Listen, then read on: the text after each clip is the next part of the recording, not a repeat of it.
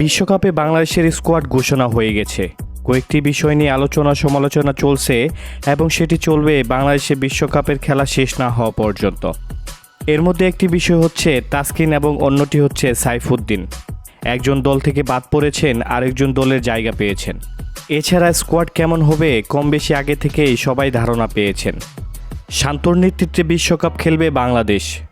বর্তমান সময়ে ফর্মহীন হয়ে আছেন তিনি, তবুও টিম ম্যানেজমেন্ট তার উপর ভরসা রেখেছে।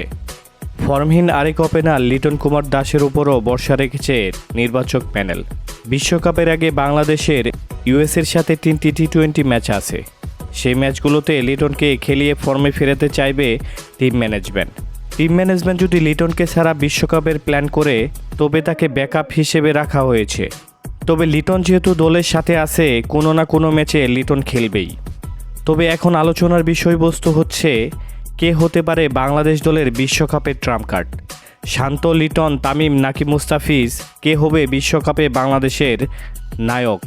সত্যিকার অর্থে বাংলাদেশের ট্রাম্প কার্ড হলো প্রথম ম্যাচ। এবারের বিশ্বকাপে বাংলাদেশ কেমন পারফর্ম করবে, পরের রাউন্ডে খেলতে পারবে কিনা, এসব বলে দিবে বাংলাদেশের প্রথম ম্যাচ বাংলাদেশ বনাম শ্রীলঙ্কার ম্যাচে।